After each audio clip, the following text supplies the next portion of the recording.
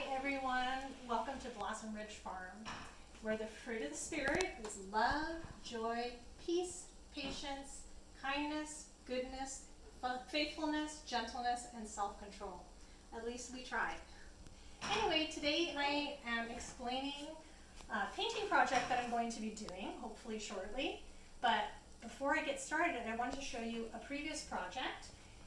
Here is an old farm door that was originally here when we moved in, and it's from probably the 1920s.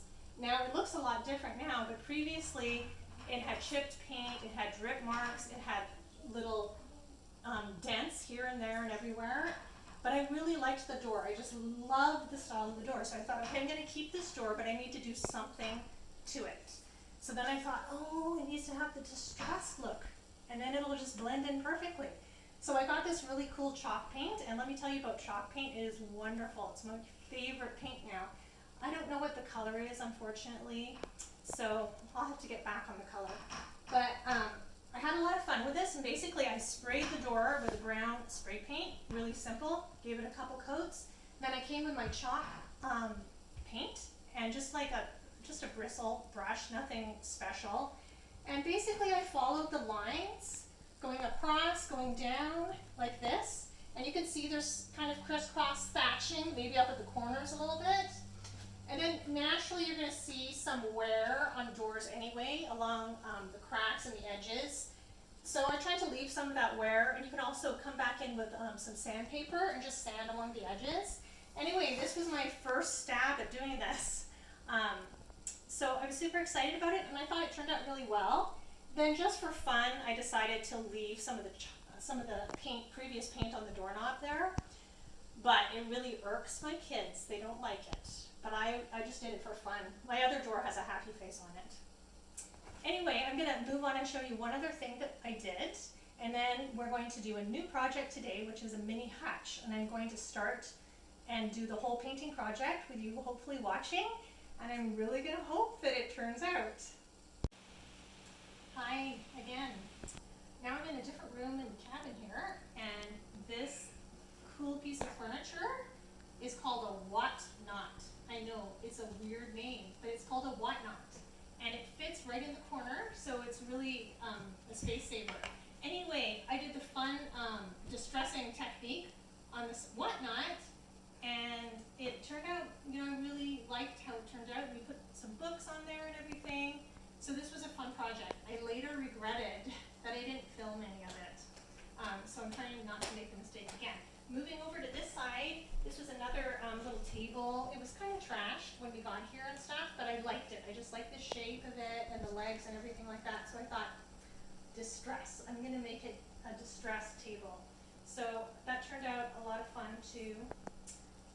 So I wanted to show those two things to you. So we're going to do a third, or actually fourth project today.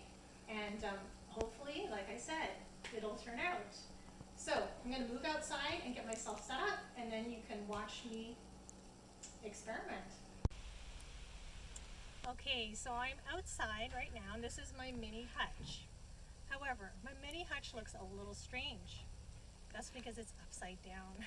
When I first saw this in the store, I was looking at it for a while and thinking, that is a weird piece of furniture. I kind of like it, but there's something very odd about it. Then the owner of the store came over and told me it was upside down. Well, it all made sense. So when we get it done, we're going to turn it right side up, hang it on the wall. But as you can tell, it's got a little glass door, and there's some shelves inside. But before I actually start painting on it, what I want to do is gather all my supplies together. And I want to give it a good dusting and wipe it down with a cloth, make sure it's really dry. Then I'm going to take all these hinges off. I'm going to take the glass out. I'm also going to tape it with some masking tape around some of the knobs and different things that I don't want to paint. And I'm going to make sure I have all my tools. So here's my lovely paint. I really get into things, so instead of just painting one thing with this paint, now I'm doing multiple things, but that's the way I am. Once I like something, I really, really, really, really like it. So that's my paint, and I'm so sad I just don't remember the name of this paint. Then I've got my sponge, my cloth, my duster, my brushes, really kind of derelict brushes. But you know, for what I'm doing, this is really all you need. I might maybe get another brush that's a little finer tip, but this is all I had right now. And then I've got a little baggie to put all my screws in and my hinges that I want to find later. Because I have a problem, instead of being a klepto, you know, where you pick things up that aren't yours, I'm a lefto. And I'm a chronic lefto. And I'm always leaving things around. So I need baggies, like, to put my things in. I already lost one thing, my little sanding sponge, so I need to find it. However, I've got this instead, but ideally I'm hoping my sanding sponge turns up somewhere. Anyway, I'm gonna go get myself in an old work t-shirt and then we're gonna start painting. Okay, we've disassembled most of our cabinet and taken all the different things off and precariously have got it balanced in this position. So now is the scary part. The scariest part is always just getting started. At least for me, it's always the scariest part. So you just gotta dive on in and have fun, and if worse comes to worse and you really hate what you did, you can always paint over. And that's what is so forgiving about the whole thing. You can just start over from scratch again. So, but basically before I get started, and by the way, I am new to this. I just kind of jumped in myself with the chalk painting and everything, but once I jumped in, I just love it, love it, love it. So I've got a couple different size brushes. I'm gonna start with the panels in here first. And what I'm gonna do is kind of layer more paint, like in the cracks on the different sides. And then I'm gonna do a little bit of cross hatching and basically, you know, create a little bit of a kind of a sense of a square or rectangular kind of outline. And then down here, I'm gonna again put paint in the cracks like this, and then I'm gonna fan my brush outwards like that. And down the sides, I'm gonna go up and down, up and down. I might do some side to side, but mostly I'm gonna go with the grain of the wood, just like that. And it's kind of dry out here too, so it's gonna dry pretty fast. Now, if I do notice that my paint's getting too dry, then I can put some more water on my brush. Typically, I've done this with a dry brush to get more of a, you know, kind of distressed, really kind of washed look, like a rough washed look. So that's probably the same, I'm probably gonna follow the same technique there. So here I go. Here goes anything.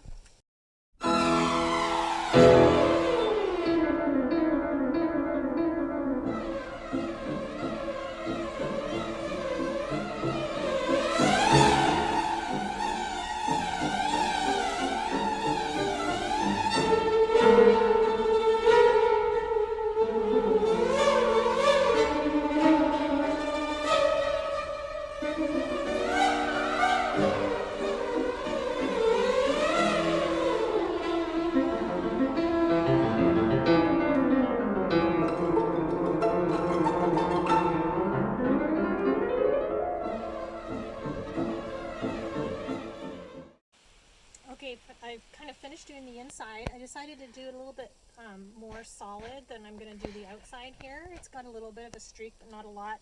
Then I took my sander and just dragged along the edge, actually while the paint was still wet.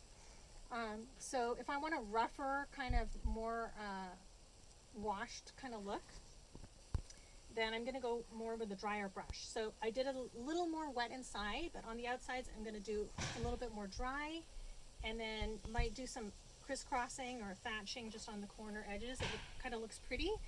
And then I'm going to work down to this awkward area down there. So bear with me.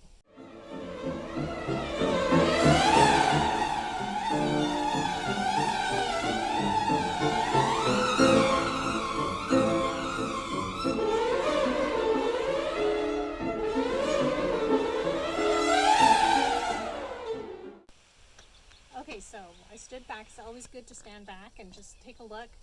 I decided I want to add a little bit more paint. Added a little bit more paint, and you can go as heavy or as thin as you want. You don't have to go one direction and then the other direction. You could just go all straight down. Then I'm going to take my sander here, and then I'm just going to, even my paint's a little bit wet still, and I'm going to go and just sand down the edges. Normally you would see a little bit of wear and tear on the edges. So afterwards too, wax, and usually I want to wait until the paint really settles. And you notice I didn't put any primer on this or anything. Well, the great thing about chalk paint is that you don't actually need to use a primer, so it's awesome. You just dust your furniture and then you just whip on the paint. Okay, so this little part down here, I got to get down in the dirt to get this. It's a little bit awkward, and you might have to kind of look over my shoulder, but anyway, forgive the camera angles. They're a little bit difficult. So I'm going to try to do the two panels, thickening it up on the little grooves here, and then I'm going to fan out. My inside cabinet, I didn't really do the fan. It doesn't look quite as like rustic as this, so you know, it was my first time doing it in a while, so honestly I messed it up, but it's okay. I decided, you know, let's go for more solid, and that's, the paint is so forgiving. So I'm going to do this a little more thin, so more brown is going to show through here.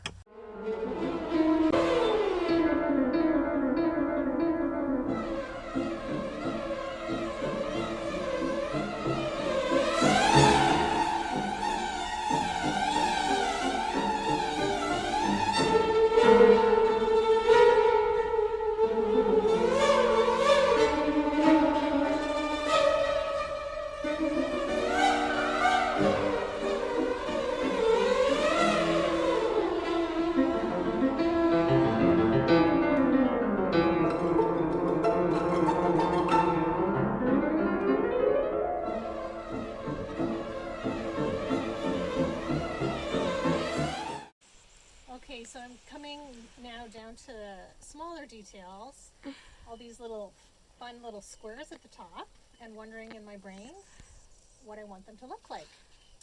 Now, if I'm going to do just a big swash of paint across, obviously I'm just going to get the tops of the squares, and that might be exactly what I want, just the tops of the squares, or maybe I want to get the paint deep inside there. So it's kind of up to you what you want to do. So yeah, I'm just going to experiment and see what happens. And then I've got my door to do, which is a very final thing. Oh, and I can't forget the little bowl. Eventually I got to get down there and get some paint down there, but probably I'll have to turn it upside down to do that. Anyway, so bear with me a little longer. You've been so patient, if you're still watching.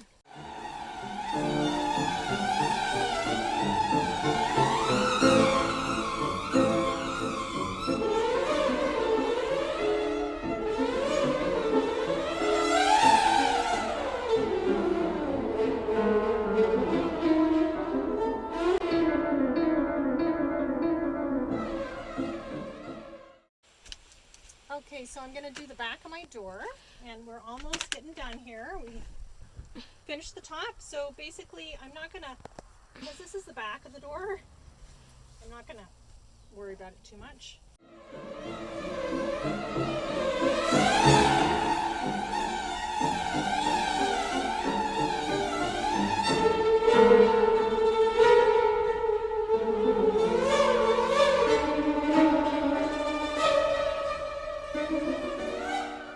I've got the front side on now. I'm going to do the outsides first.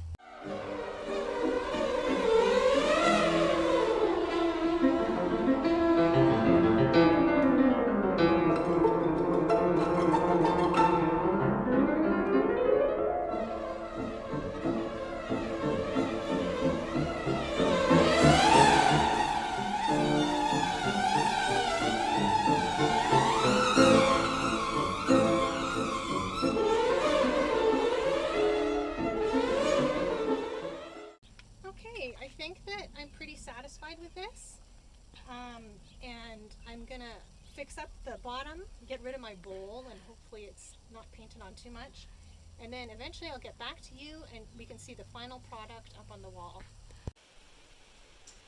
I'm finally done, and now I have the final product. So if you're still staying in tuned, you can see what we've done here.